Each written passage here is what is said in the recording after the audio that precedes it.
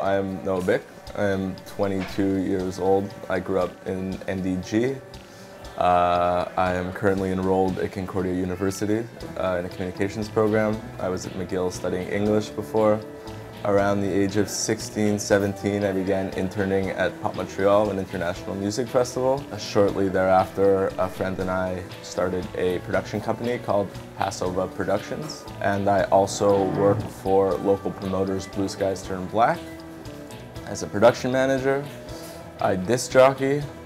I'm involved in music in the city in a bunch of different capacities.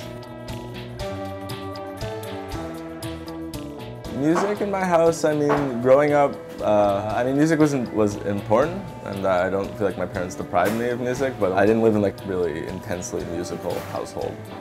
For me, it kind of begins with listening to a lot of top 40 radio. Like Friday nights, I would watch the Much Music Top 30 Countdown. I'd listen to Rick D's in the weekly Top 40 on Mix 96 in the 90s. I have this distinct memory of in high school, my cousin, I remember, just gave me a list of music to check out. And in that list was like Arcade Fire's Funeral.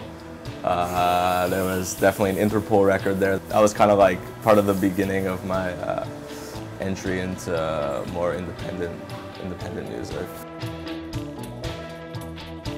Passovah turned 5 last February, which was fun. I got to do the 5-year anniversary on the same date of the first show. We put on concerts for local bands, sometimes touring bands from out of town. So we're in our 5th year now, and I really feel like the company's grown in a lot of different ways, not just through the artists that we've worked with and seeing how their careers have matured, but also the way I've people know who we are from across the country, and that's kind of awesome and rad. So aside from just promoting local concerts, I've kind of experimented with doing other stuff. And last summer, the summer of 2012, I organized a mini music festival where it was 24 local acts over 2 days.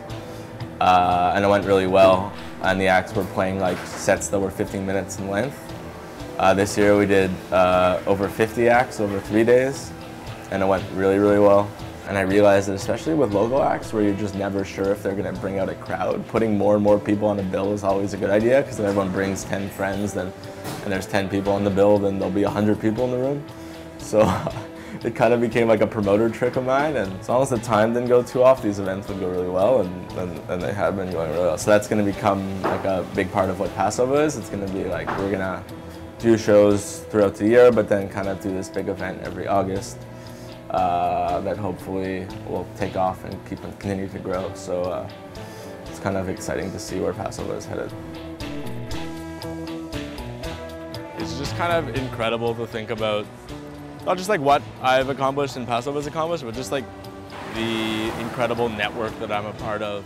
And I hope that I continue to gain from it, but I hope that I continue to kind of contribute to it.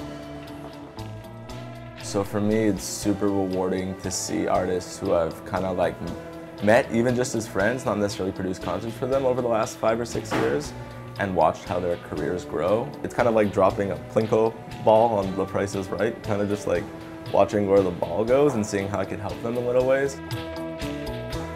The kind of goal that I have is to kind of be able to kind of help develop bands and then kind of like strive with them.